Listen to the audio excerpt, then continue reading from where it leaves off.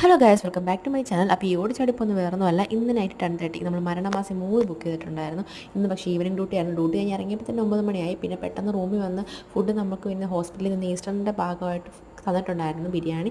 അവിടെ വെച്ചത് കഴിക്കാൻ പറ്റില്ല. പിന്നെ റൂമിൽ കൊണ്ടുവന്ന് പെട്ടെന്ന് അത് കഴിച്ച് റെഡിയായി. ഇതാണ് നമ്മുടെ ഹോസ്പിറ്റൽ.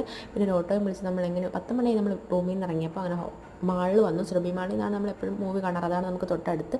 അങ്ങനെ ഒരു 10:20 ആയപ്പോൾ അവിടെ എത്തി.